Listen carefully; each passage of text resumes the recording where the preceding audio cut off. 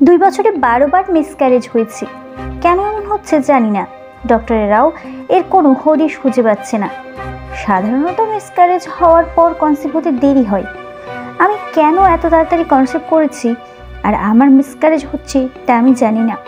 এত অদ্ভুত ঘটনা কেন আমার সাথে ঘটছে তার কোনো উত্তর আমার কাছে নেই। প্রতিটা মুহূর্তে শুধু ভিতরে ভিতরে চলছি। প্রতিবারই মিসক্যারেজ হওয়ার আগে আমি অদ্ভুত একটা স্বপ্ন দেখি, আর আমার প্রতিটা বাচ্চায় মিসক্যারেজ হয় সোমবার দিন আর রাত ঠিক 3টার দিকে। বিষয়টা প্রথম নর্মাল মনে হলেও এখন সেটা আর নর্মাল মনে হয় না। মিসক্যারেজের আগে আমি স্বপ্ন দেখেছি আমি একটা লাল টকটকে শাড়ি পরে নদীর ধারে বসে থাকি। হঠাৎ একটা ভেলা আসে আমার সামনে পড়ে। আমি কোনো কিছু না ভেবেই সে ভেলাটার মধ্যে উঠে পড়ি। ভেলাটা ভাসতে ভাসতে একটা দ্বীপের মধ্যে এসে পড়ে। আমি দ্বীপটায় গিয়ে ভেলাটা থেকে নামি। জনশূন্য একটা দ্বীপ, তবুও কেন জানি আমার ভয় লাগেনি ওই দ্বীপটায়। কেন জানি না মনে হয় এটা আমার পূর্বপুরুষের ভিটা। অদ্ভুত একটা মায়া অনুভব করি। দ্বীপের একটা সরু পথ দিয়ে একটা আলোর ঝলকানি এসে আমার চোখে পড়ে। আমি ওই পথ ধরে হেঁটে চলেছি। হঠাৎ গন্তব্যে পৌঁছানোর পর একটা আলোর ঝলকানি আমার চোখটা ধাঁধিয়ে দিল মনে হচ্ছে। আমি পরক্ষণেই চোখটা বন্ধ করে আবার খুললাম। দেখলাম একটা চকচকে পাথর, অনেকটা সাপের মনের মতো দেখতে। আমি কিছু না ভেবেই পাথরটা হাতে নিলাম। ঠিক ওই মুহূর্তেই পাথরটা থেকে কি একটা বের হয়ে আমার পেটে ঢোকে, আর আমার পেটের যন্ত্রণা শুরু হয়। আর উঠে দেখি আমার বেবিটা মিসক্যারেজ হয়ে গেছে। কিন্তু আজকে হঠাৎই আবার একই স্বপ্ন দেখলাম। কিন্তু এবার আমি পাথরটায় হাত দেওয়ার পর খেয়াল করলাম পাথরের আলোটা নিভে গেছে। সেটা থেকে কি যেন একটা পাতা বের হয়েছে। কেউ একজন যেন আমাকে বলছে পাতাটা খাওয়ার জন্য। আমি পাতাটা খেলাম। পরক্ষণই আমার পেটটা আমি আমাকে ডক্টরের কাছে নিয়ে যাওয়ার আমি ঘুম থেকে উঠে করতে লাগলাম। তো না হয় পারলাম না। আমাকে বলা হলো আমার পেটে 2 মাসের বাচ্চা, অথচ আমার মিসক্যারেজ হয়েছে 1 মাস আগে। ডক্টরেরও কিছুটা বিস্মিত হয়েছে। তবে ডক্টর বলল হয়তো আমার পেটের চমচ বাচ্চা ছিল, একটা মিসক্যারেজ হয়েছে আর একটা রয়ে গেছে। মেডিকেল সায়েন্সে এমন ঘটনা খুব কম ঘটে, তবে এটা অস্বাভাবিক কিছু না। এই কথাটা শোনার পর একটু স্বস্তির নিঃশ্বাস ফেললাম। যাই হোক, আমি খুব খুশি যে আমার একটা বাচ্চা হবে। যেমনই হোক আমার একটা বাচ্চা হলেই হবে। খুশি মনে বাসায় ফিরলাম। আজকে এতটা খুশি লাগছে কি বলবো। নিজের যত্ন নেওয়া শুরু করলাম। কিন্তু ইদানিং আমার খুব দুধ খাওয়ার প্রতি ঝোঁক বেড়ে যায়। যে আমি কোনো দিন দুধ খেতে পারতাম না, সে আমি এখন সারা দিন দুধ খাই। হয়তো আমার বাচ্চাটা এটা পছন্দ করে। কিন্তু 3 মাসে আমার পেটটা অস্বাভাবিকভাবে বড় হয়ে যায়। ডক্টরেরা আলট্রা করার পর যা বললো আমি অনেকটা অবাক না হয়ে পারলাম না। ডক্টর বলল যে আমার পেটে বাচ্চা মোটামুটি 3 মাস ম্যাচিওর হয়ে গেছে। আগামী মাসে ডেলিভারি করে বাচ্চা পেট না করলে বাচ্চার ঝুঁকি আসতে পারে। আমি জানতাম সবার বাচ্চা হয় 10 মাসে, আর আমার বাচ্চা হচ্ছে 4 মাসে। ডক্টররাও হতভম্ব। ওনার লাইফে উনি এই প্রথম এমন ঘটনা দেখছেন। কিন্তু কি করা যায়, বাচ্চার ভালোর জন্য আমাকে তাই করতে হবে। আজকে আমার ডেলিভারি করবে, জানি না কপালে কি আছে। রাতের স্বপ্নটা মনে পড়ছে। গত রাতে স্বপ্ন দেখছিলাম একটা অদ্ভুত সুন্দরী মেয়ে এসে আমাকে জড়িয়ে ধরে বলছে, মা ওই পাথরটা আমার মাথায় পরিয়ে দাও। মেয়েটার মুখে এত মায়া ছিল, আমি পাথরটা নিয়ে পরানোর সাথে সাথে মেয়েটার রূপের ঝলকানিতে যেন সব কিছু ঝলসে গেল। আমি ঘুম থেকে ধপ করে উঠলাম। দেখলাম আমার হালকা পেট ব্যথা করছে। ডক্টরকে ফোন দেওয়ার পর সাথে সাথে যেতে বলল। আমাকে আলট্রা করার পর বলল এখনই বাচ্চা বের করতে হবে, না হয় বিপদ হতে পারে। একটু পর আমাকে ওটিতে নিয়ে যাবে। জানি না কি আছে ভাগ্যে। আমি কি আমার বাচ্চার মুখ দেখতে পারবো না নাকি পারবো না। এতটা অসহায় এর আগে কখনো লাগেনি। প্রতিটা মুহূর্তই শুধু কষ্ট লাগতে লাগলো। অবশেষে আমার ডেলিভারি হলো। কিন্তু ডেলিভারির সময় আমি এমন কেন দেখলাম? এটা কি আমার মনের ভুল নাকি অন্য কিছু? আমি দেখলাম 2 জন নার্স যারা আমাকে ডেলিভারির সময় ইঞ্জেকশন দিয়েছিল তারা আমার বাচ্চা হওয়ার পর চলে যায়। কিন্তু দরজার সামনে গিয়ে 2 জনেই 2টা সাপ হয়ে যায়। আমি তো ভয়ে আটকে যাই। না, হয়তো আমার মনের ভুল। আমার সাথে এত কিছু ঘটছে তাই আমি এমন ভাবছি। জানতে পারি আমার একটা মেয়ে সন্তান হয়েছে, আর ওজন নাকি 6 কেজি হয়েছে। এত অল্প সময়ে বাচ্চা এত ম্যাচিওর কেমনে হলো জানি না। আর কিছুক্ষণ পরেই বাচ্চাকে আমার কাছে দেওয়া হবে। অবশেষে আমার বাচ্চাকে আমার কোলে দেওয়া হলো। আমার স্বামী তো আমার বাচ্চাকে দেখে বলল, কার মতো হয়েছে? আমাদের মধ্যে কেউ তো এত সুন্দর না। কি মায়া ওর মুখে। আজকে থেকে ওর নাম মায়া। নামটার সাথে আমিও একমত হলাম। এত ফুটফুটে একটা বাচ্চা হবে কল্পনার বাইরে। যখন মায়া চোখ খুললো তখন খেয়াল করে দেখলাম মায়ের চোখগুলো সাধারণ মেয়েদের মতো না, চোখের লেন্সটা যেন এক এক সময় এক এক কালার হচ্ছিল, কখনো নীলাভ, কখনো লাল, কখনো সবুজাভ। আমি অর্জুনকে ডেকে বললাম, দেখো অর্জুন, আমাদের মেয়ের চোখগুলো যেন কেমন। শোভা, চিন্তা করার কিছুই হয়নি।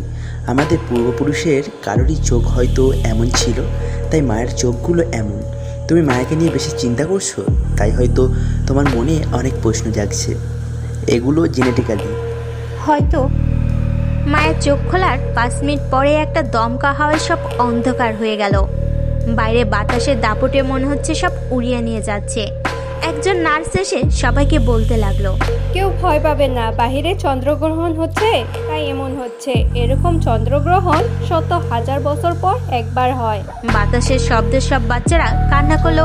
মায়া চুপ করে ঘুমাচ্ছিল, আর তার ঠোঁটের কোণে আলতো হাসি লেগে আছে মনে হচ্ছিল। আধা ঘন্টা পর বাতাসের দাপট কমে। চন্দ্রগ্রহণ শেষ হয়ে পূর্ণিমার চাঁদ ওঠে। এত সুন্দর পূর্ণিমার চাঁদ আমি কখনো দেখিনি।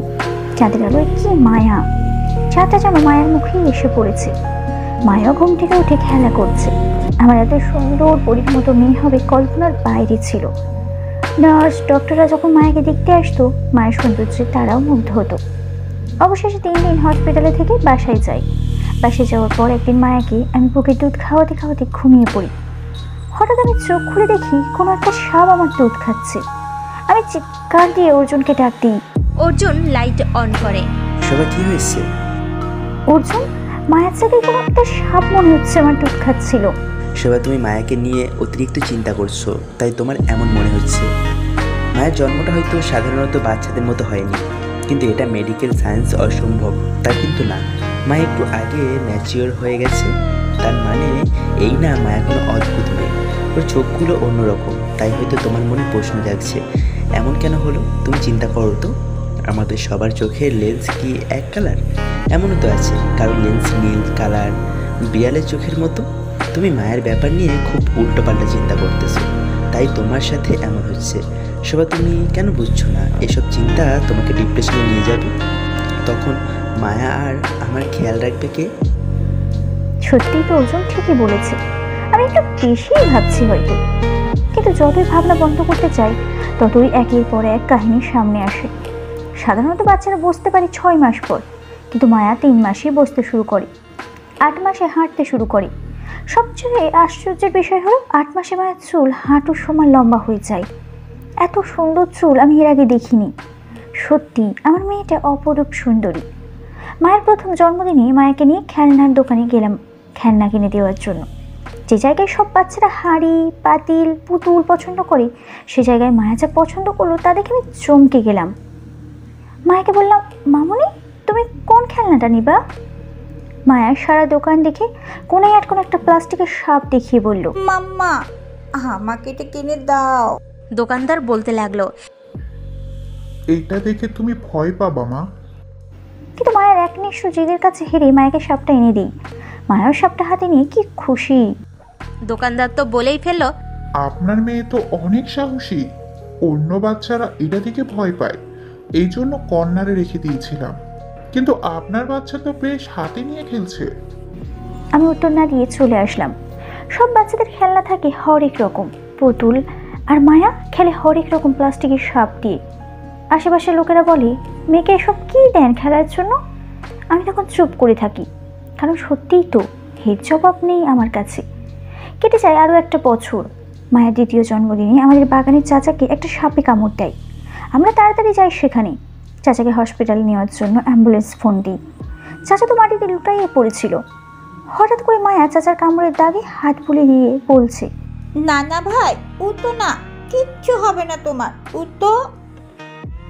10 মিনিট পরেই চাচার জ্ঞান ফেরে। ডক্টরের কাছে নিয়ে যাওয়ার পর ডক্টর পরীক্ষা করে বলল, ওনাকে যে সাপ কামড় দিয়েছিল সেটার বিষ শরীরে ঢোকা 6 সেকেন্ডের মধ্যে মানুষ মারা যায়। উনি যে বেঁচে আছে তবু কোনো ট্রিটমেন্ট ছাড়া, সত্যি এটা মিরাক্কেল। এসব কাহিনী চিন্তা আর মায়াকে নিয়ে আরও কেটে গেল 3টে বছর। এবার মায়ের জন্মদিনে আমি আর অর্জুন ডিসিশন নিই পাহাড়তলি গ্রামে যাব বেড়াতে। যেই কথা সেই কাজ, ব্যাগ গুছানো শুরু করলাম। আচমকা মায়া এসে তার প্লাস্টিকের সাপগুলো ব্যাগে রাখা শুরু করলো। আমি কিছুটা বিরক্ত হয়ে সাপগুলোকে ছুঁড়ে ফেলে দিয়ে বলি, এসব কি মায়া? যথেষ্ট বয়স হয়েছে, এখন এসব নিয়ে খেলার বয়স না তোমার। মায়া কান্না করে বলছে, সাপগুলোকে এভাবে মারলে কেন মা? ওরা তো কোনো দোষ করেনি। সাপ কি খারাপ জিনিস?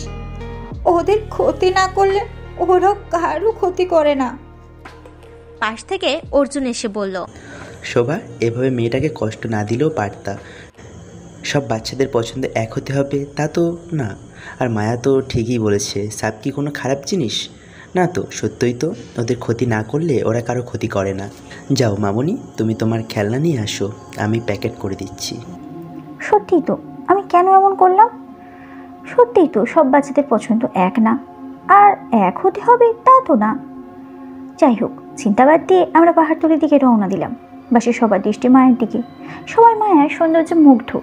তারপর মায়ের লম্বা লম্বা কালো কুচকুচে চুল দেখে সবাই খুব বিস্মিত। এত ছোট বাচ্চারা এত সুন্দর চুল! মায়ের চোখগুলো দেখে বাসে সবাই শুধু মায়াকে দেখে যাচ্ছে একটু পর পর। কি জানি আমার মেয়েটার আবার নজর না লেগে যায়। দীর্ঘ 14টা বছর পর মায়াকে পেয়েছি আমি। অবশেষে গন্তব্যে পৌঁছালাম। আমাদের সেই পুরানো বাংলোটাতে উঠলাম। কতদিন আসি না এই বাংলোয়। মায়াকে নিয়ে ফ্রেশ হলাম। ওর চুলগুলো বেনুনি করে ওকে রেখে ওর জন্য খাবার আনতে গেলাম। খাবার আনার পর খেয়াল করলাম ওর চুলগুলো একটা কালো সাপ হয়ে আছে আর আঁকা বাঁকা করে ঝুলছে। আমি চিৎকার দিতেই অর্জুন এসে বলল, কি হয়েছে? আমি মায়ের দিকে তাকিয়ে দেখলাম চুল ঠিকই আছে। না, অর্জুনকে এটা বলা যাবে না, বললে আবার ভাববে আমার মনের ভুল। হয়তো এটা আমার মনের ভুলই হবে। আমি অর্জুনকে বললাম, আরে তেমন কিছু না, মায়াকে খাইয়ে ঘুম পাড়লাম। সত্যি কি এগুলো আমার মনের ভুল নাকি অন্য কিছু? একে তো মায়ের অদ্ভুতভাবে জন্ম হয়েছে, তার উপর মায়ের জন্মদিন এরকম চন্দ্রগ্রহণ। শুনেছি এরকম চন্দ্রগ্রহণ নাকি তখনই হয় যখন অন্য জগতের মানুষ এই দুনিয়ায় আসে। নাকি আমার এসব নিছক কল্পনা? ভাবতে ভাবতেই ঘুমিয়ে পড়ি। ঘুম থেকে উঠে দেখলাম মায়া নেই। পুরো বাংলোয় খুঁজলাম, মায়া নেই। হঠাৎ যখন বাইরে গেলাম মায়াকে দেখে আমি আটকে গেলাম। এ কি, মায়া একটা জ্যান্ত সাপ নিয়ে খেলছে। এটা দেখার পর ভয় কুঁকড়ে গেলাম আমি। কিছু বলে ওঠার আগেই আমার মাথাটা ঘুরে গেল। অর্জুনের পানির ছাপটাই আমার জ্ঞান ফিরল। জ্ঞান ফেরার পরেই অর্জুনকে বললাম, অর্জুন, মায়াকে বাঁচাও, মায়া একটা জ্যান্ত সাপ নিয়ে খেলছে, তাড়াতাড়ি মায়াকে বাঁচাও, ওকে সাপটা কামড় দেবে। শোভা, রিল্যাক্স। এ দেখো, মায়া তোমার পাশেই বসে আছে, মায়ের কিছু হয়নি, তুমি শুধু শুধু চিন্তা করছো। পাশে তাকিয়ে দেখলাম মায়া। মায়াকে জিজ্ঞেস করলাম, তুমি জ্যান্ত সাপ নিয়ে খেলছিলে কেন? যদি তোমাকে কামড় দিত তখন কি হতো বলো? মা, তুমি এমন কেন বলছো? সাপেদের কোনো ক্ষতি না করলে সাপেরা কারো কোনো ক্ষতি করে না।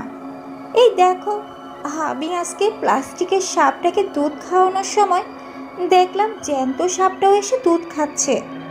তারপর ওকে হাতে নিলাম। কত মায়া ছিল সাপটার মধ্যে, আমার সাথে খেলতে ছিল। জানো মাম্মা, সাপটা আমাকে একটা গিফটও দিয়ে গেছে। এই কথা বলে মায়া তার জামার পকেট থেকে একটা চকচকে মালা বের করলো। মালাটা দেখেই বোঝা যাচ্ছিল এ কোনো সাধারণ মালা না। অর্জুন মায়ের মুখে এমন কথা শুনে আর মালাটা দেখে একটু বিস্মিত হলো, কারণ সে এতদিন ভাবতো সব আমার মনের ভুল। মালাটা নিয়ে ওর কাছে রাখলো। তবু অর্জুন আমাকে রিল্যাক্স করার জন্য বলল, শোভা, এটা খারাপ কিছু না। সত্যই সাপেদের ক্ষতি না করলে সাপেরাও কারো ক্ষতি করে না। আমিও কথা বাড়ালাম না। আচ্ছা অর্জুন, আজকে চলো পাহাড়তলির শেষ গ্রামটাই ঘুরতে যাই। অর্জুনও রাজি হলো। মায়া, আমি আর অর্জুন মিলে পাহাড়তলির শেষ গ্রামটায় যাওয়ার জন্য রওনা দিলাম। এখানে আসার মূল কারণটাই ছিল ওই গ্রামে যাওয়া, কারণ এই গ্রামে একজন সাধু ছিলেন। 14 বছর আগে আমি আর অর্জুন যখন নতুন নতুন বিয়ে করেছিলাম তখন এখানে এসেছিলাম। তখন উনি অর্জুনকে দেখে বলেছিল, স্ত্রী কোনো সাধারণ বাচ্চার মা হবে না, তোর কোলে একটা অসাধারণ বাচ্চা আসবে, যে বাচ্চার অনেক গুণ এবং অদ্ভুত শক্তি থাকবে। সেদিন ওনার কথায় আমি আর অর্জুনকেও এই পাত্তা দিইনি, কিন্তু মায়ের এসব দেখে হঠাৎ করে ওনার কথা মনে হলো। তাই অর্জুনকে ঘুরতে আসার কথা বলে এখানে এসেছি, কারণ তা না হলে সে ভাববে আমি এসব মনের ভুল থেকে এমনি করছি, আর এখানে ঘুরতে নিয়ে আসতোই না। তাই বুদ্ধি করে এভাবে আসলাম। অবশেষে গ্রামটায় পৌঁছালাম। শোভা, গ্রামটা অনেক পাল্টে গেছে তাই না? হ্যাঁ, কত আগে এসেছি, পাল্টাবেই তো। আচ্ছা অর্জুন, মনে আছে এই গ্রামে একটা সাধু ছিল, গ্রামের শেষ কুটিরটাই থাকতো। এসেছে যখন চলো একবার যাই, দেখে আসি উনি কেমন আছে। ওহো হ্যাঁ, আমি তো ওনার কথা ভুলেই গেছিলাম। চলো যাই। আমার বউটার দেখি সব কিছু মনে থাকে, শুধু তার স্বামীকে সোহাগ করতে ভুলে যায়। হয়েছে হয়েছে, মায়া শুনতে পাবে। এখন আর ন্যাকামি করা লাগবে না, ন্যাকামির বয়স এখন না। মেয়ের ভাবা হয়েছে, ভুলে যাও না। চলো। এ কথা বলেই তো আমাকে অবহেলা করো। গ্রামের শেষ কুটিরটাই গেলাম। গ্রামের সব কিছু পাল্টালেও এই কুটিরটা ঠিক আগের মতোই ছিল। ওখানে গিয়ে দেখলাম কুটিরের ভিতর চুপ করে বসেছিল। আমি যাওয়ার সাথে সাথেই বললাম, কেমন আছেন আপনি? আমাকে চিনতে পারছেন? আপনার কাছে এসেছিলাম 14 বছর আগে। হ্যাঁ, তোকে চিনতে পারবো না কেন? কেমন আছিস মা? হ্যাঁ ভালো আছি, আপনি? আমিও ভালো আছি। তোর মেয়ে মায়া কোথায়? আমার মেয়ে মায়াকে আপনি কিভাবে চিনলেন? ওকে তো আগে দেখেননি।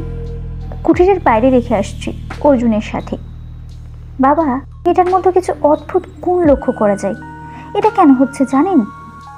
হ্যাঁ জানি। তোর মেয়ে কোনো সাধারণ মেয়ে না। তোর মেয়েকে একবার নিয়ে আয় তো। আমি মায়াকে নিয়ে গেলাম। মায়াকে দেখিয়ে আবার অর্জুনের কাছে মায়াকে রেখে আসলাম। তারপর সাধু বাবা যা বললো আমি আটকে উঠলাম। মায়া কোনো সাধারণ মেয়ে না। 8-10টা মেয়ের মতো মায়ার জন্ম হয়নি। মায়ার জন্ম হয়েছে বিশেষ কাজ সম্পাদন করার জন্য। মায়া নাগরাজ্যের নাগরানী। কথাটা শুনে নিজেকে আর স্থির রাখতে পারলাম না। সাধু বাবাকে বললাম, তার মানে আমার মেয়ে মানুষ না, আমার মেয়ে একটা সাপ। আমি মানুষ হয়ে সাপের জন্ম দিয়েছি, এটা কিভাবে সম্ভব? নিয়তির লিখন কি আর খণ্ডানো যায়? বললামই তো, মাঝে মাঝে এমন হয় যা আমাদের দেখা বা ভাবার আড়ালে থাকে। মায়ের মধ্যে সাপের কোনো গুণ এখনো প্রকাশিত হবে না। সময়ে মায়াকে বদলাবে। আর মায়ার জন্মের জন্য একটা রাজবংশের মেয়ে দরকার ছিল। আর মায়ার জন্মটা মনুষ্য রূপে হওয়া জরুরি ছিল। আর তুই হলি সেই রাজবংশের বংশধর, তাই তোর কোলে মায়ার জন্ম হয়েছে। মায়াকে কি স্বাভাবিক জীবনে ফেরানো সম্ভব না? সেটা তো একমাত্র নিয়তিই বলতে পারে। আমি নিয়তির বাইরে গিয়ে কিছু বলতে পারবো না পাগলি। আমি কোনোরূপ কথা না বাড়িয়ে বেরিয়ে আসলাম। তখন যে কতটা বিষণ্ণ লাগছিল জানি না। অর্জুন জিজ্ঞেস করার পর কোনোরূপ কথা বলিনি, বলেছে কিছু হয়নি। হঠাৎ আচমকা মায়ার ডাকে সোহাগীর ঘোর কাটে। কি রে সোহাগী, কখন থেকে ডাকছি, শুনছিস না? কি হাতে নিয়ে পড়ছিস? তো পড়ছিস, দেখি তো কি পড়ছিস। সোহাগীর হাতে থাকা ডায়েরিটা লুকিয়ে পড়ল। মায়া, ও কিছু না, তুই যা, আমি 10 মিনিট পরে আসছি। মায়া সোহাগীর কথা মতো চলে গেল। সোহাগী ডায়েরিটা বের করে আবার পড়তে লাগলো।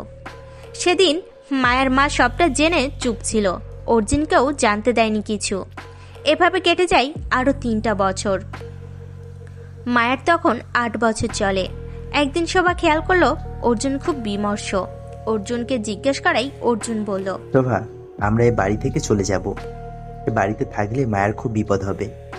আমরা আমাদের কলাতলির বাড়িটাই চলে যাব, আর বাড়িটা বন্ধ করে রেখে যাব। সবাইকে ঠিকানা দিব না আমরা কোথায় যাচ্ছি। মায়ার জন্য হলেও আমাদের এখনই চলে যেতে হবে। অর্জুনের কথা মতো আমরা কলাতলি গ্রামে চলে আসি। এখানে দেখাশোনা করতো আমার এক খালা, তারও একটা নাতনি আছে, নাম সোহাগী। তার সাথে মায়ের খুব ভাব জন্মে যায়। হঠাৎ একদিন অর্জুন বলল, আমি একটা বিশেষ কাজে যাচ্ছি, এসে তোমাকে সবটা বলবো। কি হয়েছে বলে যাও আমাকে। শোভা, কখনো এই গ্রাম ছেড়ে যেও না, আর আমার কিছু হলে খাপটিও না। এরপর আর অর্জুন ফিরে আসেনি। ওর যে কি হয়েছিল জানি না। মায়ের ডাকে আবার সোহাগীর ঘোর কাটে। ডায়েরিটাও পড়া শেষ হয় এর মধ্যে। সোহাগী বুঝতে পারে মায়া একটা নাগরানী। এখন মায়াকে কিছুই বলা যাবে না। বছরখানেক হলো মায়ার মা মারা গেছে। মায়ের কিছু অদ্ভুত স্বভাব সোহাগীকে খুব ভাবাতো, কিন্তু এর কারণ সে বুঝতো না। মায়ের ডায়েরিটা হঠাৎ চিলেকোঠায় পেয়ে নিচে নিয়ে আসে আর পড়ে এসব জানতে পারে। এখন মায়ের বয়স 16 চলে। ডায়েরিটা পড়ে মায়ের সম্পর্কে কিছুটা জানতে পেরেছে, তবে কবে মায়া সাপ রূপে আসবে আর মায়ের জন্মটা কোন কাজের জন্য হয়েছে এসব এখনো জানতে পারেনি। বাকি রহস্য কিভাবে জানবে সোহাগী সেই চিন্তায় আছে। কি রে সোহাগী, খেতে আসছিস না কেন? মায়া আসতেছি। খেতে গেল সোহাগী, কিন্তু সোহাগীর খাবার গলা দিয়ে নামছে না, শুধু মায়ের দিকে তাকাচ্ছিল আর ভাবছিল। কি রে, তোর কি হয়েছে? খাচ্ছিস না যে? ও কিছু না, ভালো লাগছে না। খাচ্ছি তো, তুই খা। খাওয়া দাওয়া শেষ করে সোহাগী চিন্তা করলো বাকি রহস্য কিভাবে বের করবে। তাই সে চিন্তা করলো সাধু বাবার কাছে যাবে। পরের দিন সকালে মায়াকে দাদির কাছে রেখে সোহাগী সাধুর কাছে যাওয়ার জন্য রওনা দিল। তারপর রওনা দিল সোহাগী। রওনা দেওয়ার সময় হঠাৎ সোহাগীর চোখ গেল মায়ের গলার মালাটার দিকে। মায়াকে বলল, আচ্ছা মায়া, তোর গলার মালাটা একটু আমাকে দিবি? আমি এক জায়গায় বেড়াতে যাব, এসে তোকে আবার দিয়ে দিব।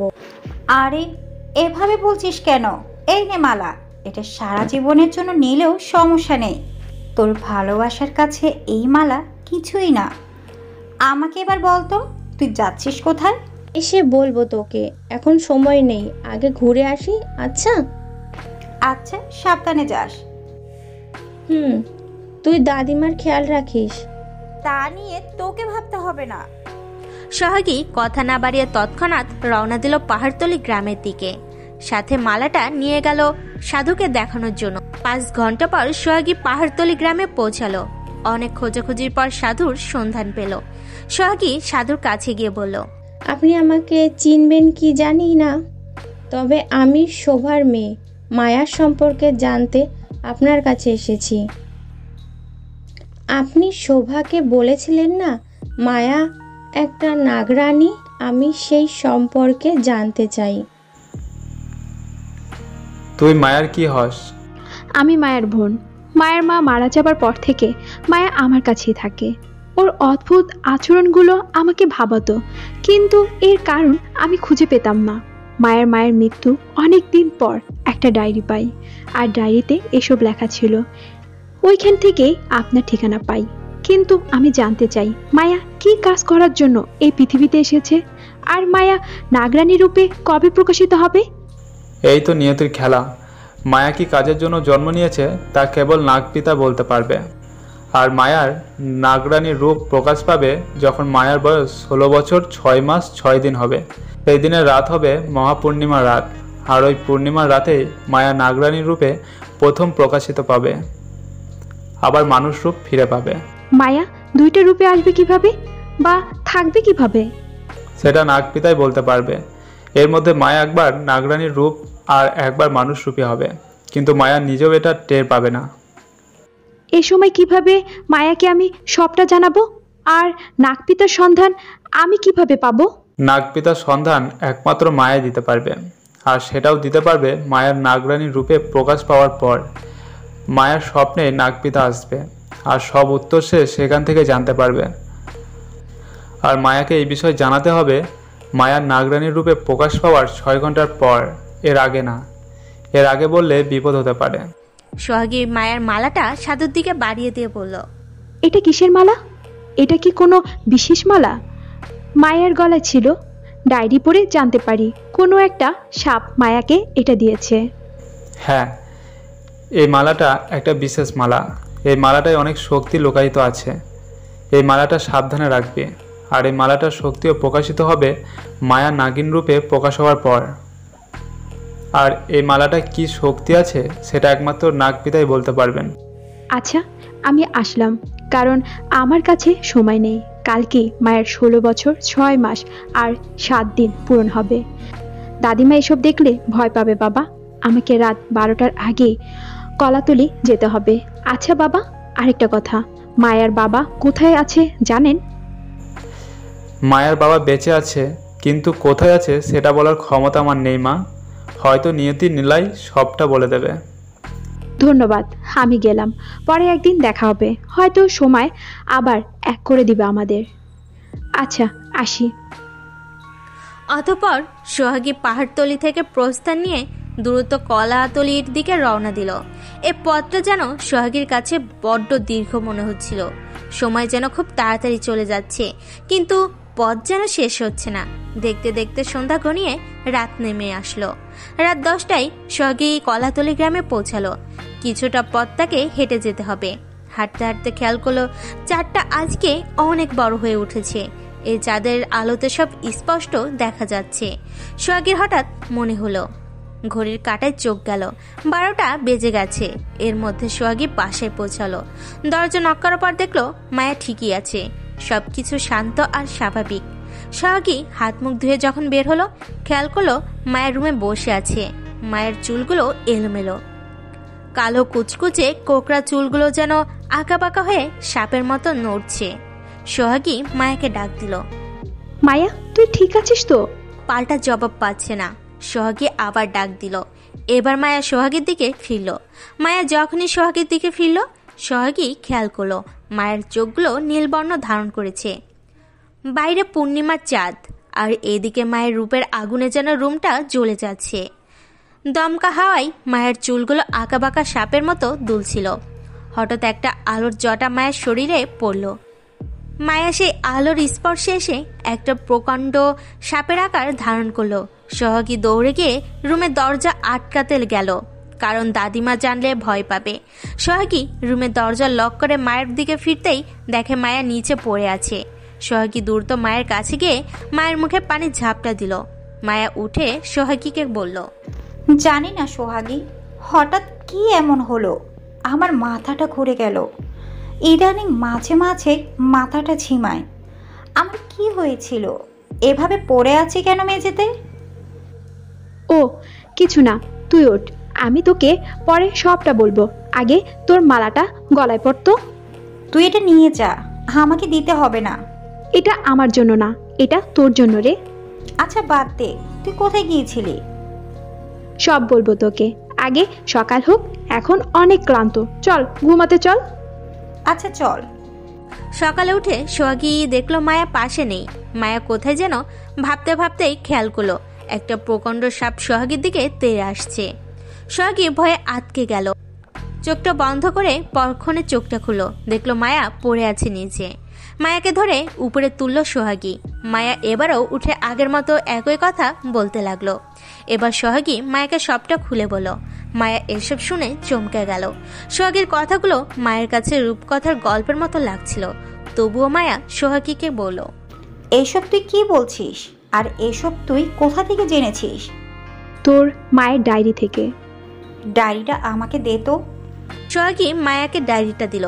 মায়া সবটা পড়লো ডায়েরি থেকে। তাহলে এই সাধুটা কে সোহাগী? ওনার কাছে গিয়েছিলাম তোর ব্যাপারে জানতে। আর তুই যখন জ্ঞান হারাস, এই কারণে যে এর আগে তুই নাগিন রূপে প্রকাশ পাস। আমি নাগরানী হলে মানুষের ঘরে কেন জন্ম নিলাম? আমার তো সাপের ঘরে জন্ম নেওয়ার কথা। এটার উত্তর নাগপিতা দিতে পারবে। আমি জানি না, আমি প্রায় সময় নাগরাজ্যের স্বপ্ন দেখতাম। ভাবতাম সাপ আমার ভালো লাগে, তাই এমন দেখি হয়তো। আমি কিভাবে নাগপিতার সাথে দেখা করব তা জানিস সোহাগী? নাগপিতা তোর স্বপ্নে আসবে, তখন তুই জেনে নিস তোর সকল প্রশ্নের উত্তর। আমার কাছে এর কোনো উত্তর নেই। সারাটা দিন মায়া ভাবতে লাগলো, সোহাগী যা বলেছে সেটা কি আসলে সত্যি, নাকি আমার সাথে মজা করছে, নাকি কোনো রূপকথার গল্প। কিন্তু সোহাগী এমন মজা কেনই বা করবে? সোহাগী তো আমাকে কখনো মিথ্যা বলেনি। কিন্তু আমি তো মানুষ, আমার মা বাবা মানুষ ছিলেন, কিন্তু আমি নাগরানী হলে মানুষের ঘরে জন্ম নিলাম কিভাবে? এসব প্রশ্ন যেন মায়াকে আচ্ছন্ন করে তুলল। মায়ের সারাটা দিন গেল এসব ভাবতে ভাবতেই। রাতে মায়া আর সোহাগী ঘুমালো। হঠাৎ রাত 3টায় মায়ের ঘুম ভাঙল। মায়া খেয়াল করলো একটা আলোর সরু রেখার রাস্তা তৈরি হয়েছে। মায়ের চোখ যেন আলোর রোশনি ধাপিয়ে যাচ্ছে।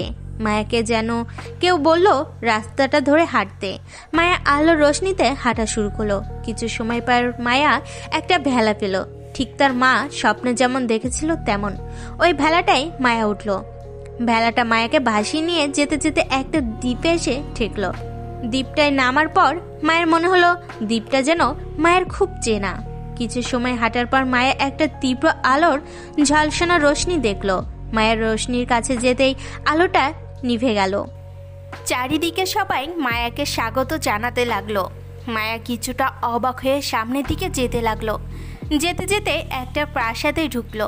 মণিমুক্তায় ভরা প্রাসাদটা, এ যেন এক মায়াপরী।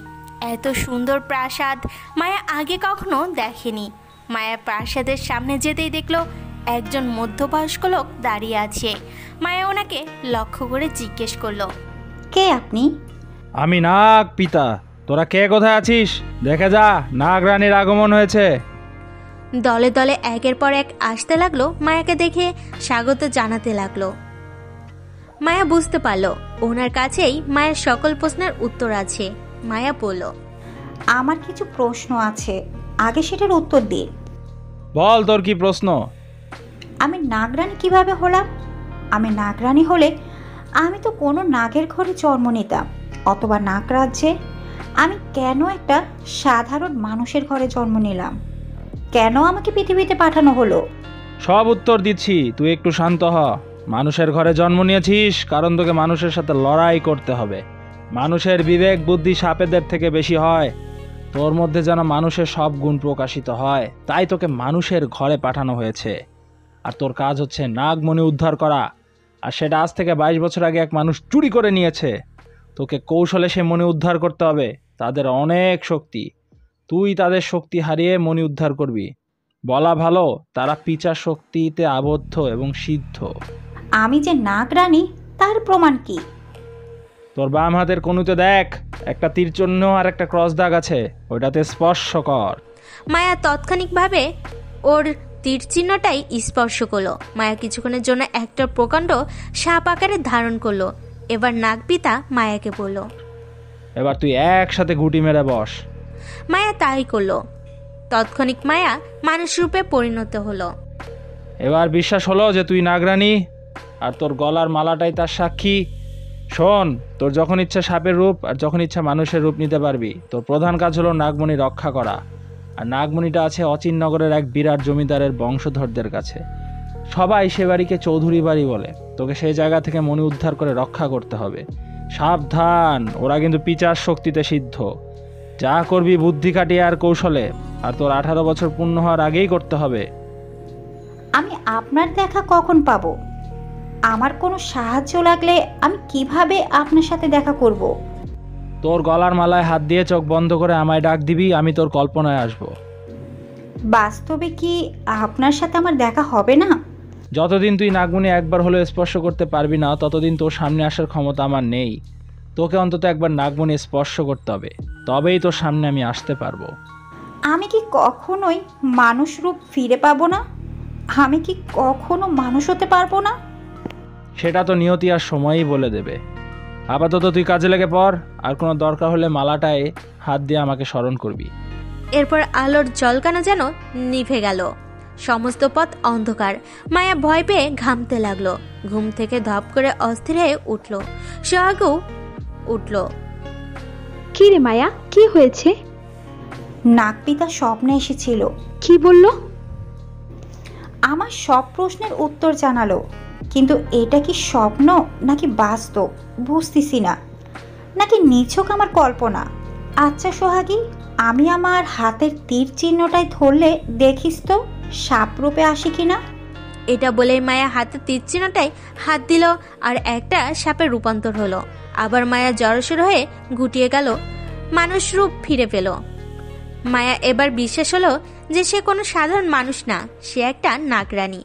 মায়া, তোকে এখন কি করতে হবে? তোর কাজ কি, কিছু বলেছে? আমাকে নাগমণি রক্ষা করতে হবে, আর সেটা আছে অচিননগরের চৌধুরী বাড়িতে। নাগমণি রক্ষা করতে না পারলে নাগকুল ধ্বংস হয়ে যাবে। কিভাবে রক্ষা করবি চিন্তা করেছিস? তোর তো শক্তি আছে, তোর রক্ষা করার কষ্ট হবে না, গিয়ে নিয়ে আসবি। না রে সোহাগী, কাজটা এত সোজা না। কাজটা সোজা হলে আমাকে এভাবে পাঠানো হতো না। ওরা পিচার শক্তিতে সিদ্ধ। তাহলে কি করবি? দাদিমাকে কোথাও রেখে আমি আর তুই ওই বাড়িতে কাজ নেওয়ার জন্য যাব, আর দুজনেই যাব কাজের লোকের ভেষে। কোনোভাবে ওই বাড়িতে ঢুকতে পারলে তাদের চালচলন হাবভাবে আমি বুঝতে পারবো কোথায় কি আছে, সেটাও জানতে পারবো। আগে তাদের বিশ্বাস অর্জন করতে হবে, আর সেই বিশ্বাস দিয়ে তাদের পিঠে ছুরি মারতে হবে। তা ঠিক বলেছিস। কবে যাবি? সময় নষ্ট করা যাবে না। আমাকে আমার 18 বছর পূর্ণ হওয়ার আগে নাগমণি উদ্ধার করতে হবে। হাতে আছে 1 বছর 6 মাস। যা করার এর মধ্যেই করতে হবে। আমরা কালকেই অচিননগরের উদ্দেশ্যে রওনা দিব। দাদিমাকে অন্য জায়গায় দেখাশোনার জন্য রেখে যাব। আর দাদিমাকে বলবো আমরা শহরে যাচ্ছি কাজ করার জন্য। যেই কথা সেই কাজ। পরের দিন সকালে মায়া আর সোহাগী দাদিমাকে এক আত্মীয়ের কাছে রেখে রওনা দিল অচিননগরের পথে। অনেকটা পথ মায়াকে পার করতে হবে। কিভাবে সে সব কিছু ঠিক করবে তা ভাবতে ভাবতে মায়া ব্যাকুল হয়ে যাচ্ছে। অনেকক্ষণ পর ট্রেনটা অচিননগরের স্টেশনে এসে থামলো। মায়া আর সোহাগী ওই বাড়ির কথা বলাতে সবাই চিনে ফেললো। বাড়িটা দেখিয়ে দিল। শহর থেকে 20 মিনিটের রাস্তা, নিরিবিলি একটা পরিবেশে একটা প্রকাণ্ড বিশাল বাড়ি দেখতে পেল। বাড়িটার চারপাশ জঙ্গলে ঘেরা, চারিদিকে যেন ফুলের গন্ধে মোহমোহ করছে। সোহাগী আর মায়া বাড়িটার কাছে যেতেই দারোয়ান বলে উঠল, কি চাই? এখানে কি? মায়া বলল, চাচা, গ্রাম থেকে আসছি, কাজ চাই। দেখেন না এই বাড়ির সাহেবকে বলে কাজ দেয় কিনা। এই বাড়ির সাহেব কোনো কাজের দায়ভার নেয় না। এই বাড়ির সব কিছুর এই বাড়ির ম্যাডাম করে। তাহলে চাচা ম্যাডামকে একটু বলে দেখেন, কাজটা খুব দরকার। আচ্ছা, আমি ম্যাডামের কাছে যাচ্ছি, তোরা এখানে দাঁড়া। চাচা, আমাদেরও সাথে নিয়ে যান দয়া করে। ম্যাডামকে বুঝিয়ে যদি রাজি করাতে পারি। দারোয়ান মায়ের মুখের দিকে তাকিয়ে মায়ের রূপে মুগ্ধ হলো। মায়ের প্রতি তার অনেক মায়া হলো। দারোয়ান মায়াকে বলল, আচ্ছা মা, তোর কি কাজটা খুব দরকার? হ্যাঁ চাচা, না হয় না খেতে পেয়ে মরে যাব। এ কথা বলিস না। আমি ম্যাডামকে বলবো তোরা আমার গ্রামের লোক, তোদের যেন একটা কাজ দেয়। চাচা, আপনাকে অনেক ধন্যবাদ। আচ্ছা চল মা, আমার সাথে চল। দারোয়ান মায়া আর সোহাগীকে নিয়ে বাড়ির ভিতর ঢুকলো। দারোয়ানটা কলিং বেল চাপলো। টুংটাং কলিং বেলের আওয়াজ হচ্ছে। একজন এসে দরজা খুললো। সোহাগী বাড়ি দেখে হা হয়ে গেল।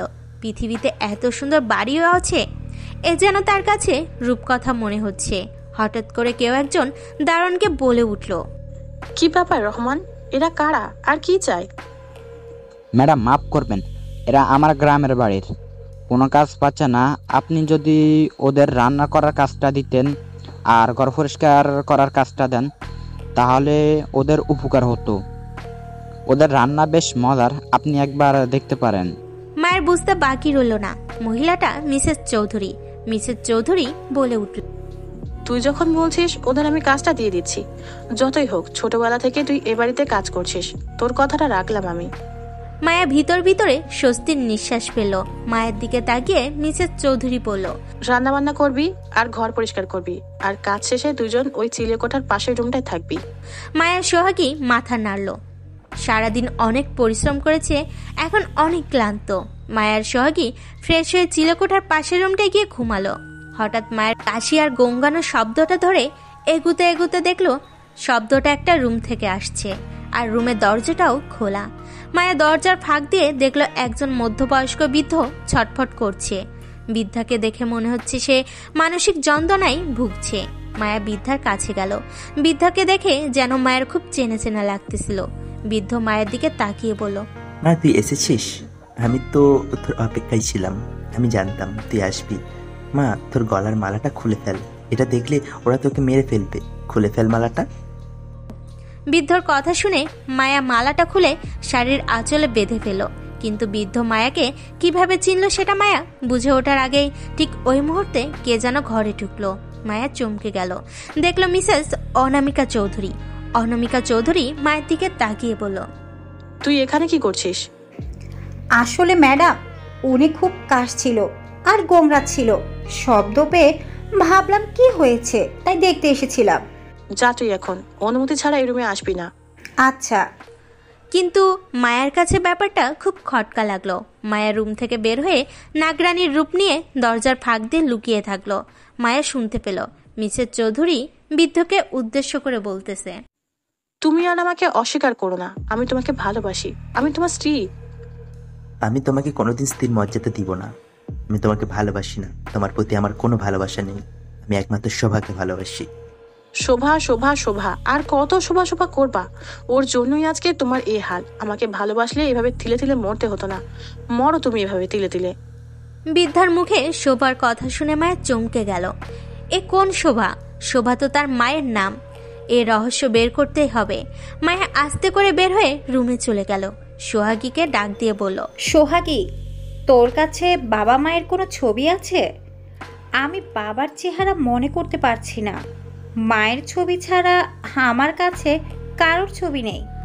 হ্যাঁ আছে তো, ডায়েরিতে ছিল, আমি তোকে দেখাতে ভুলে গিয়েছি, দাঁড়া দেখাচ্ছি। মায়াকে সোহাগী ছবিটা দিল। ছবিটা দেখে মায়া বিস্মিত হলো। এ তো সে বৃদ্ধ, তার মানে সে বৃদ্ধা তার বাবা। মনে মনে ভাবতে লাগলো, কিন্তু তাহলে অনামিকাকে? আমার মা যদি বাবার স্ত্রী হয় আর আমার বাবা যদি মাকে ভালোবাসে, তাহলে অনামিকাকে কেন বিয়ে করলো? আর ওনারও তো দুটো সন্তান আছে, একজন আমার বড় আর একজন ছোট। অনামিকা যদি দ্বিতীয় স্ত্রী হয়, তাহলে এত বড় বাচ্চা কিভাবে আসবে? না, আমাকে রহস্য বের করতেই হবে। আর বাবা বেঁচে থাকা সত্ত্বেও আমাদের খোঁজ কেন নেননি? এসব ভাবতে ভাবতে মায়া ঘুমিয়ে গেল। সকালে মায়ার চিৎকারের শব্দে ঘুম ভাঙলো। দেখলো মায়ের বাবা চিৎকার করছে। অনামিকার কথায় মায়ের বাবা আরো চটে যাচ্ছে। মায়া দৌড়ে গেল। মায়াকে দেখেই অর্জুন চুপ হয়ে গেল। মায়ের রুমে না গিয়ে চলে আসলো। কিছুক্ষণ পর অনামিকা যখন বাইরে গেল, মায়া অর্জুনের রুমে গেল। অর্জুন মায়াকে দেখে বলল, আয় মা, আমার বুকে আয়। কতদিন তোকে দেখি না, একটু আদর করি তোকে। কতদিন তোকে আদর করি না, আমার মাত্র লক্ষ্মী সোনা তুই। আমি জানি সম্পর্কে আপনি আমার বাবা হন, তবে আপনাকে আগে আমার কিছু প্রশ্নের উত্তর দিতে হবে। বল মা, কি জানতে চাস? আমার মা যদি আপনার স্ত্রী হয়, আমি যদি আপনার মেয়ে হই, তাহলে এতদিন কেন খোঁজ নেননি? অনামিকা আপনার স্ত্রী কিভাবে হয়? আমিও যদি আপনার একমাত্র সন্তান হই, তাহলে অনামিকার সন্তান দুটি কার? সে এক বড় ইতিহাস। তাহলে শোন, আমি যখন কলেজে পড়তাম অনামিকা আমাকে পছন্দ করত, কিন্তু আমি তোর মাকে পছন্দ করতাম। একসময় তোর মাকে বিয়েও করি, সুখে সংসার করতে থাকি আমি আর তোর মা। অনামিকাও তখন কিছু করেনি। অনামিকার খোঁজও ছিল না অনেকদিন। জানতে পেরেছিলাম অনামিকা হুট করে অনেক টাকা পয়সার মালিক হয়। এটাও জানতে পারি অনামিকা পিচার শক্তিতে সিদ্ধ হয়, কিন্তু অনামিকার দেখা পাইনি। এর মধ্যে তুই তোর মায়ের পেটে আসলি, তোকে নিয়ে অদ্ভুত অদ্ভুত ঘটনা ঘটতে লাগলো। একসময় জানতে পারলাম তুই নাগরানী, তোর বয়স তখন 8। এর মধ্যে এটাও জানতে পারি অনামিকা পিচার শক্তিতে সিদ্ধ হয়ে নাগমণি চুরি করে এত টাকার মালিক হয়েছে। এটাও জানতে পারি অনামিকা এটা জেনেছে যে শোভা রাজবংশধর, আর শোভার ঘরে যে সন্তান জন্ম হবে তার দ্বারাই তার বিনাশ হবে। তাই সেদিন তোদের নিয়ে আমি কলাতলি যাই, আর এসে অনামিকাকে বলি তোরা রোড অ্যাক্সিডেন্টে মারা যাস। অনামিকা আমাকে বিয়ের প্রস্তাব দেয়। আমি বাধ্য হয়ে তাকে বিয়ে করি, কিন্তু কখনো স্ত্রীর মর্যাদা দিইনি। তাহলে ওনার দুই সন্তান আসলো কিভাবে? বড় ছেলে অরণ্য, সে অনামিকার পালিত সন্তান। সে বিদেশে থেকে পড়াশোনা করে। আর ছোট মেয়ে মালিহা, অনামিকার বোনের মেয়ে। এ কথা শুধু আমি জানি, আর বাকি সবাই জানে এরা আমার আর অনামিকার সন্তান। অরণ্য, মালিহাও সত্যটা জানে না। সেদিন অনামিকাকে আমি বাধ্য হয়ে বিয়ে করেছি, কারণ সেদিন যদি অনামিকাকে আমি বিয়ে না করতাম, ও কোনো না কোনো ভাবে জেনে যেত তোরা বেঁচে আসিস, আর তোকে মেরে দিত, কারণ একমাত্র তোর হাতেই অনামিকার বিনাশ। অনামিকা এটা ভেবে নিয়েছে তুই মরে গেছিস, কিন্তু সে এটা জানে না তুই বেঁচে আছিস। তুই আমাকে ভুল বুঝিস না মা, এবার আমার বুকে আয় মা। মায়া অর্জুনের কথা শুনে কিছুক্ষণের জন্য স্তম্ভিত হয়ে গেল। মায়া এটা ভেবে কষ্ট পাচ্ছিল যে কিছুক্ষণের জন্য হলেও সে তার বাবাকে ভুল বুঝেছিল। এতটা ভুল কিভাবে বুঝলো সে?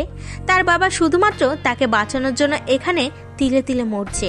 কানে যেন তার চোখ ভেসে যাচ্ছে। বাবা বাবা বলে মায়া অর্জুনকে জড়িয়ে ধরলো আর বলল, বাবা, আমাকে মাফ করে দাও। আমি তোমাকে ভুল বুঝেছিলাম। ধুর পাগলি, তোর মা কেমন আছে? মা মারা গেছে। কথাটা শুনে অর্জুন হু হু করে কেঁদে দিল। মায়াকে আরো শক্ত করে ধরল। বাবা শোনো, কেঁদো না। আমাদের অনেক পথ এগোতে হবে। আমি তোমাকে যেভাবে বলবো সেভাবে কাজ করবা। বল কি করতে হবে, তোর জন্য সব পারবো। তুমি আজকের পর থেকে অনামিকার সাথে ভালো ব্যবহার করবা। অনামিকার দুর্বল জায়গা তুমি।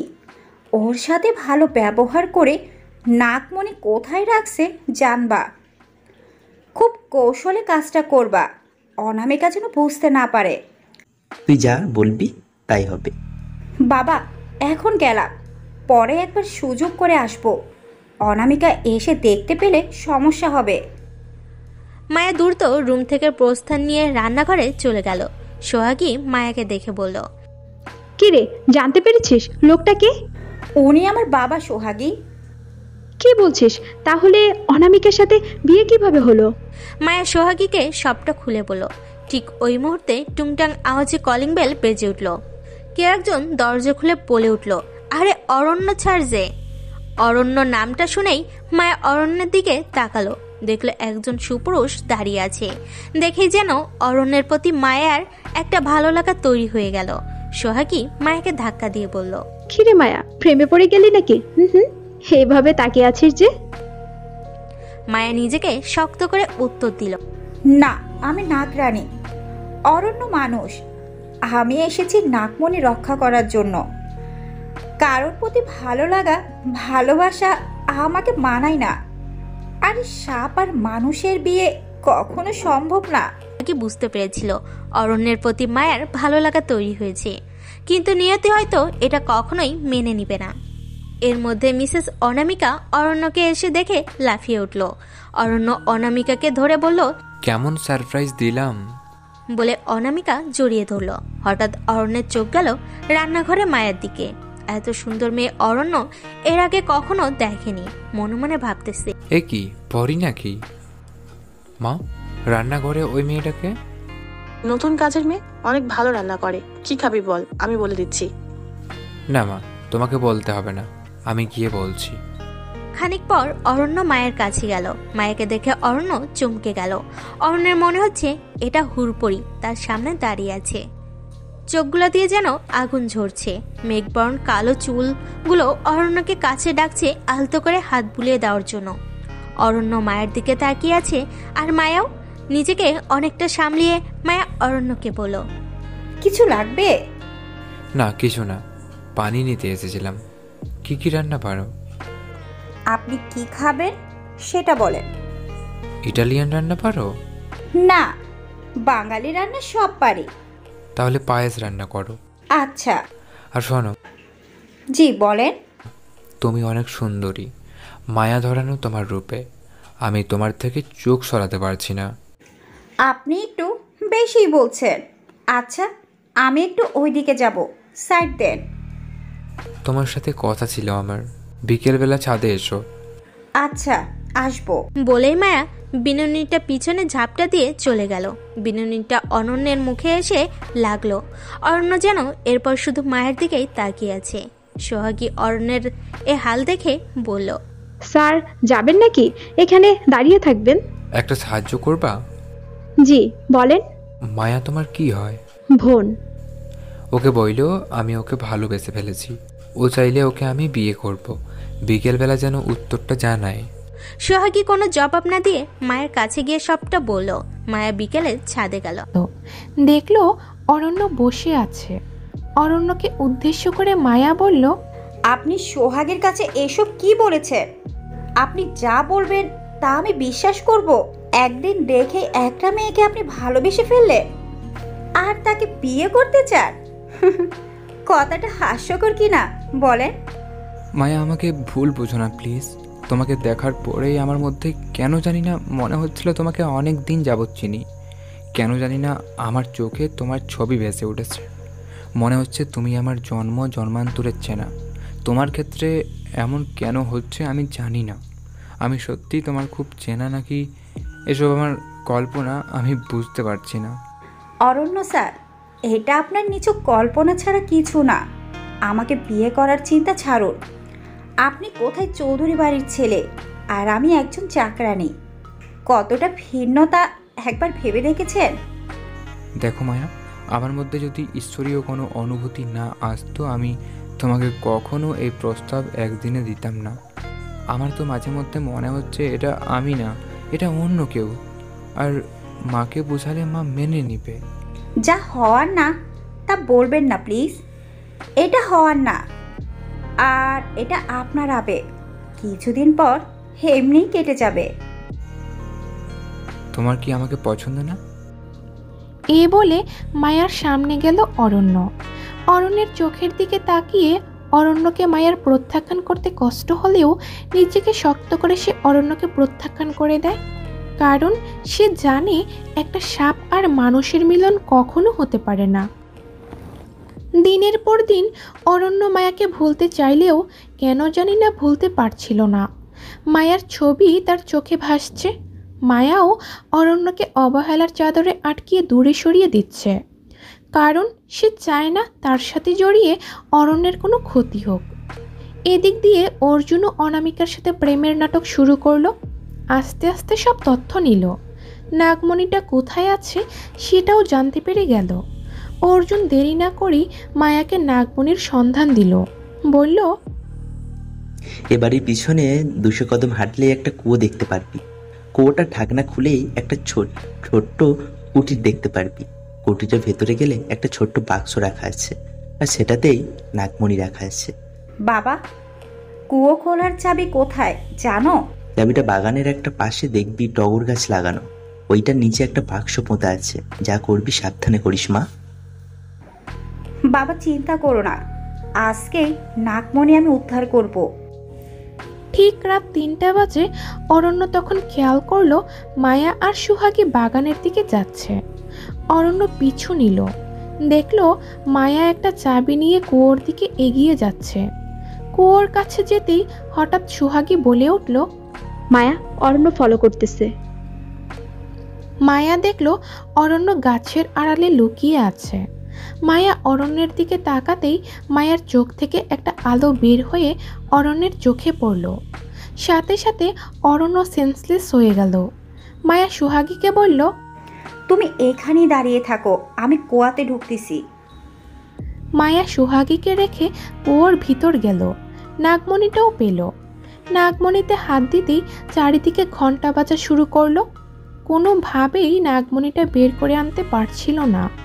শেষে নাগমণিটা রেখেই মায়া বের হলো। সুহাগী এর মধ্যে অরণ্যকে নিয়ে বাড়ি গেল। মায়া বাড়ি এসে বুঝতে পারছিল না কেন সে নাগমণিটা আনতে পারছিল না।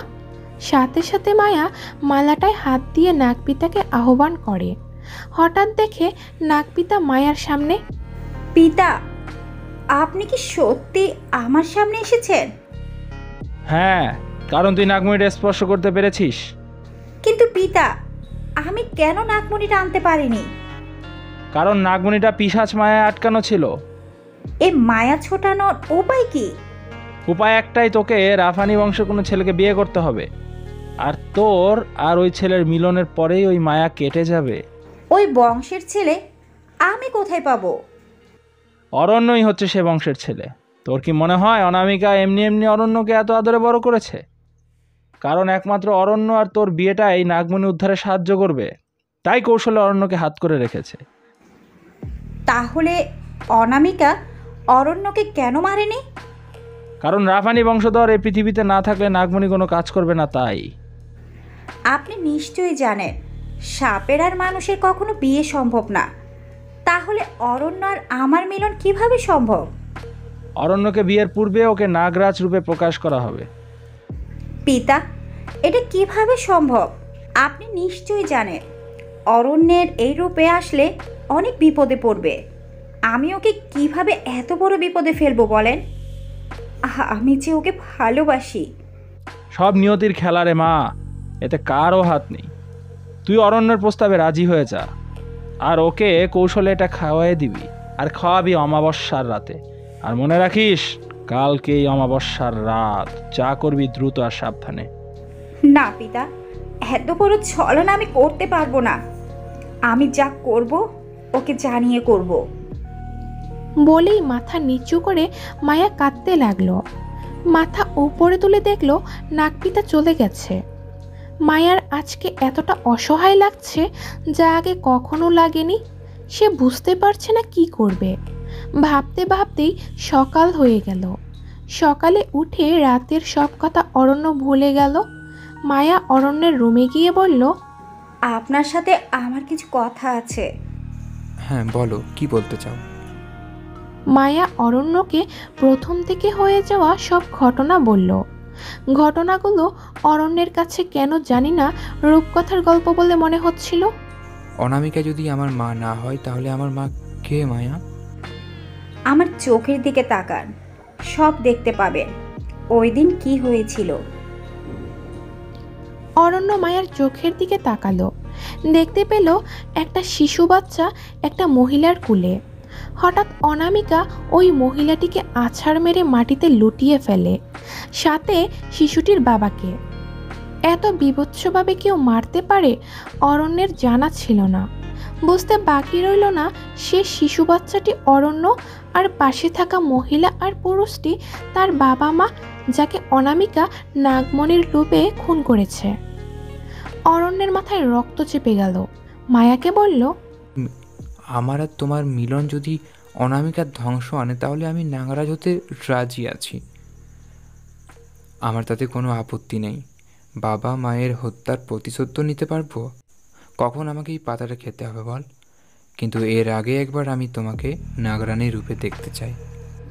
মায়া সাথে সাথে নাগরানীর রূপ নিল, আবার মানুষ রূপে ফিরে এলো। অরণ্য বুঝতে পারলো এটা কোনো কল্পনা না, এটা বাস্তব। পাতাটা কখন খাবো বলো? আজকে অমাবস্যা রাতে আমি আপনাকে ডাক দিব। অতপর দিন গড়িয়ে রাত নামলো। মায়া অরণ্যের ঘরে গেল। নাগপিতার কথা মতো অমাবস্যার প্রথম প্রহরে পাতাটা অরণ্যকে খেতে দিল। অরণ্য পাতাটা খাওয়ার সাথে সাথে অরণ্য যন্ত্রণায় ছটফট করতে লাগলো। অরণ্যের গা ফেটে ফেটে রক্ত বের হতে লাগলো। মায়া অরণ্যের এই অবস্থা দেখে সহ্য করতে পারছিল না। ক্রমে ক্রমে অরণ্যের সারা শরীর ফেটে চৌচির হয়ে যাচ্ছে। অরণ্য যন্ত্রণায় ছটফট করতে লাগলো। 30 মিনিট অসহ্য যন্ত্রণার পর অরণ্য একটা বিশাল সাপে পরিণত হলো। মায়া এবার স্বস্তির নিঃশ্বাস ফেলল। হঠাৎ অরণ্যের রুমের দরজায় কেউ যেন নক করতেছে। মায়া খেয়াল করলো অনামিকা এসেছে। এত রাতে অনামিকা এই রুমে কেন আসলো বুঝতে পারছিল না। আর এদিকে অরণ্যের মানুষরূপে ফিরতে আরও 1 ঘন্টা সময় লাগবে। এখন মায়া কি করবে কিছুই বুঝতে পারছে না। শেষ মুহূর্তে তীরে এসে তরি ডুবার মতো অবস্থা হচ্ছে। মায়া বুঝতে পারছে না কি করবে, কি করা উচিত। মায়ার মনে হলো নাগপিতাকে আহ্বান করা দরকার, কিন্তু মায়ার মালা কোথায়? সে তো মালাটা ঘরে রেখে এসেছে। এখন কিভাবে সে বের হবে? আর এদিক দিয়ে অনামিকাও ডেকে চলেছে। মায়ার যেন আকাশ ভেঙে পড়ল। এ বুঝি মায়া ধরা পড়ল। ঠিক ওই মুহূর্তে অর্জুন অনামিকাকে ডাকলো। অনামিকা, তুমি কোথায়? এই তো অরণ্যের রুমের সামনে। কি যেন একটা আওয়াজ পেলাম এখান থেকে। বাইরে বৃষ্টি পড়ছে, হয়তো বাতাসে কিছু পড়ছে। তুমি এসো তো, তোমাকে ছাড়া একা ভালো লাগছে না। এসো গল্প করি দুজন। আসছি আসছি। মায়া স্বস্তির নিঃশ্বাস ফেলল। যাক, অনামিকা চলে গেছে। এবারের মতো মায়া বেঁচে গেল। দেখতে দেখতে 1 ঘন্টা পার করলো। অর্জুন মানুষ রূপে ফিরল। অরণ্য, তুমি ঠিক আছো তো? আর একটু হলে আমার প্রাণটাই চলে যেত। দূর পাগলি, এসব বলো না। তুমি থাকতে আমার কিচ্ছু হবে না। অরণ্য, এখন আমাদের যা করতে হবে খুব সাবধানে। 7 দিন পর পূর্ণিমা, আর ওই রাতে তোমার আর আমার মিলনের পর যে খোলসটা ত্যাগ হবে, একমাত্র সেটাই ওই পিচাসের মায়া কাটাতে পারবে। এর মধ্যে অনামিকাকে রাজি করিয়ে আমাদের বিয়ের ব্যবস্থা করতে হবে। কিন্তু অনামিকা কি রাজি হবে? অনামিকাকে রাজি করানোর দায়িত্ব আমার। তুমি শুধু চুপচাপ দেখে যাও কি করি আমি। পরদিন সকালে অরণ্য অনামিকাকে উদ্দেশ্য করে বলল, মা, তুমি আমাকে কতটা ভালোবাসো? আমি তোকে আমার জীবনের থেকেও বেশি ভালোবাসি। আমি যা চাই তুমি তা দিবে? কি চাস বলে দেখ একবার। মা, আমি বিয়ে করতে চাই। এ তো মহা খুশির খবর। আমি আজকেই পিশাচ গুরুকে ডেকে তোর জন্য মেয়ে দেখব। মেয়ে আমার পছন্দ আছে। কে সে মেয়ে? মা, মায়া। মায়া? এটা কিভাবে সম্ভব? মায়া কোন বংশের আর তুই কোন বংশের ভেবে দেখেছিস? মা, তুমি না করো না, আমি ওকে ভালোবাসি মা। পাশ থেকে অর্জুন বলে উঠল, অনামিকা, অরণ্য যেহেতু চাচ্ছে তুমি আর না করো না। ভালোবাসায় কি এসব মানে? এটা তোমার থেকে ভালো কে জানে বলো? তা ঠিক বলেছো, কিন্তু এর আগে একবার পিশাচ গুরুর সাথে কথা বলে নিব। আমি বিয়েতে রাজি, এ সপ্তাহে বিয়ে হবে। আমি এখনই পিশাচ গুরুকে আসার জন্য বলছি। এই কথা শুনে মায়ার মুখটা চুপসে গেল, কারণ পিশাচগুরু যদি বুঝে ফেলে মায়া নাগরানী তখন কি হবে। এসব ভাবতে ভাবতে মায়া আচ্ছন্ন হয়ে গেল। পরদিন সকালে খেয়াল করলো পিশাচগুরু চলে এসেছে। এসেই কেমন জানি নাক ছিটকাচ্ছিল। মায়া কিছুই বুঝতে পারছিল না এমন কেন করছে। অনামিকাকে পিশাচগুরু বলল, ঘরে চল, কথা আছে। মায়া অর্জুনকে চোখে ইশারা দিল, সাথে যেন উনি যায়। অর্জুনও গেল। পিশাচগুরু প্রথমে অর্জুনের সামনে বলতে চায়নি, কিন্তু অনামিকা বলতে বলছে যে, অনামিকা, এ বাড়িতেই নাগরানী আছে আর তোর বিনাশ করতে যাচ্ছে। কি বলেন বাবা? নাগরানী তো অর্জুনের প্রথম স্ত্রীর সন্তান ছিল। সে তো মারা গেছে আরো 10 বছর আগে। এটা কিভাবে সম্ভব নাগরানী বেঁচে আছে? পাশ থেকে অর্জুনও বলে উঠল, আমার চোখের সামনে আমার বউ বাচ্চা মারা গেছে। এটা সম্ভব না যে আমার মেয়ে বেঁচে আছে।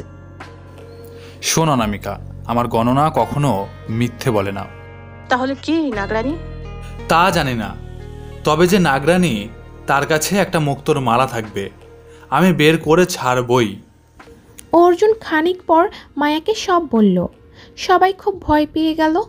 এদিক দিয়ে অনামিকা অরণ্যের বিয়েটা ঠিক করলো। 5 দিন বাদে অরণ্য আর মায়ার বিয়ে। আর পিশাচও তার গণনা চালিয়ে গেল। হঠাৎ মায়া খেয়াল করলো পিশাচ সোহাগীকে এনে বলল, দেখ অনামিকা, দেখ, এই সেই নাগরানী। এর পকেটে এই মালাটা পেয়েছি, আর এই মালাটা থাকবে একমাত্র নাগরানীর কাছে। বলেছিলাম না আমার গণনা মিথ্যে বলে না। বাবা, এত বড় ছলনা করেছে এই মেয়ে। তাহলে মায়া কে? পাশ থেকে অর্জুন বলে উঠল, মায়া হয়তো চিনতে পারেনি ছদ্মবেশে ছিল সোহাগী। পিশাচ বলে উঠল, ঠিক বলেছে অর্জুন। এই বলে সোহাগীকে সেখানেই খুন করে দিল। মায়া সোহাগের মৃত্যুতে কিছু করতে পারল না। ভালোই বুঝেছিল মায়াকে বাঁচানোর জন্য সোহাগী ইচ্ছে করে নাটক করে এই কাজ করেছে। সারাটা দিন মায়া অসহ্য যন্ত্রণায় ভুগছিল।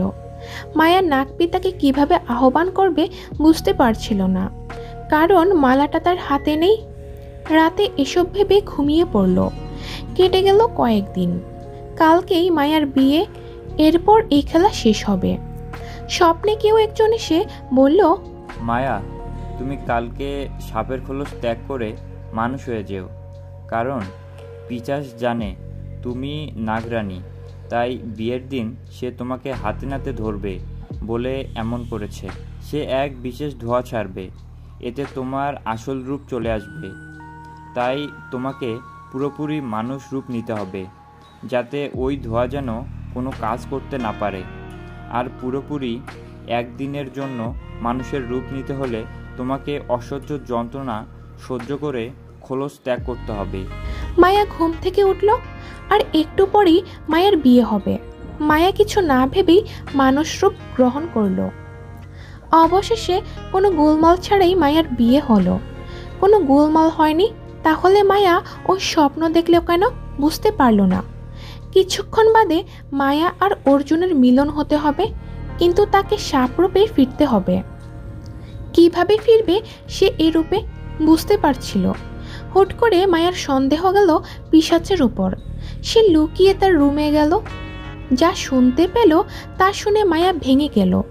কি করবে বুঝতে পারছিল না। মায়া শুনল পিশাচ অনামিকাকে বলতেছে, আমি তো জানতাম মায়াই নাগরানী, তাই তাকে প্রথম সন্দেহ করিনি, কারণ সে এতে আরও শক্তিশালী হয়ে যেত। তাই কৌশল করে তাকে তার পথে ঘায়েল করেছি। কাল রাতে তার স্বপ্নে আমি এসেছিলাম আর তাকে নাগরানীর শক্তি ছাড়তে বলি, আর সে আমার ফাঁদে পা দেয়। এখন চাইলেও মায়া নাগরানী রূপে আসতে পারবে না। নাগপিতার সাহায্য ছাড়া আর নাগপিতাকে এ মালা ছাড়া আনা সম্ভব না। মায়া আর অরণ্য এর মিলনও আজকে হবে না, আর সে নাগমণি রক্ষাও করতে পারবে না। আর আজকের রাতটা পার হলে কোনো মায়ায় আর কোনো নাগশক্তি নাগমণি নিতে পারবে না।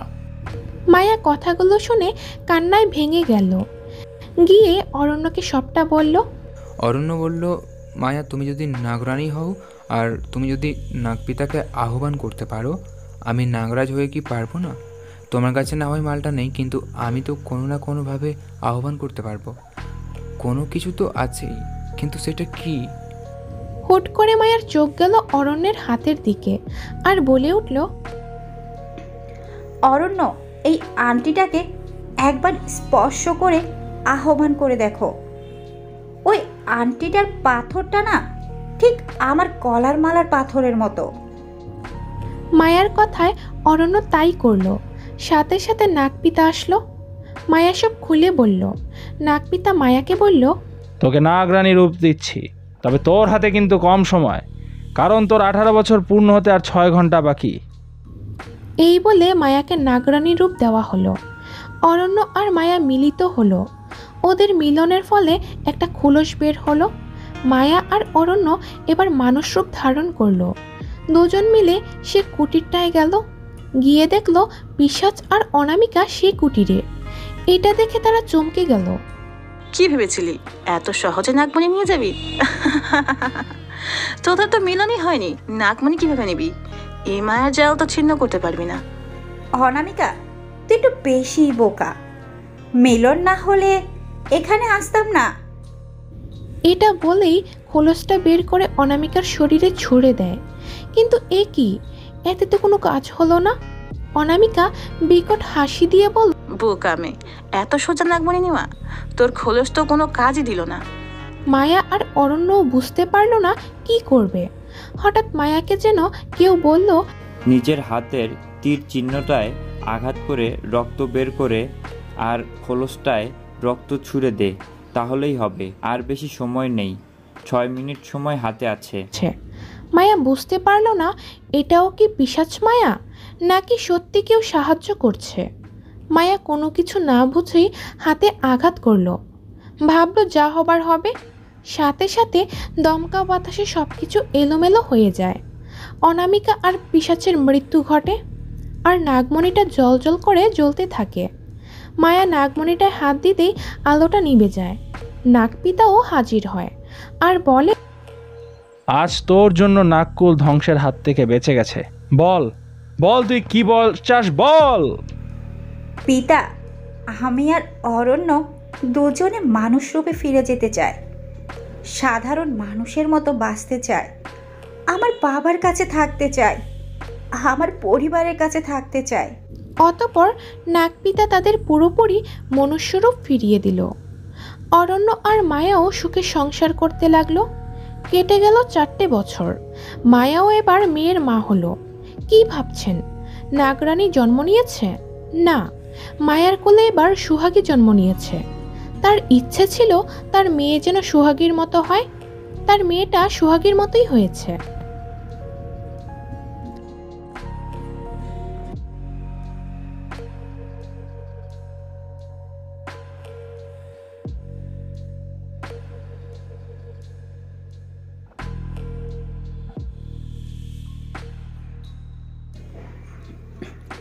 এর মধ্যেই অনামিকাকে রাজি করিয়ে আমাদের বিয়ের ব্যবস্থা করতে হবে। কিন্তু অনামিকা কি রাজি হবে?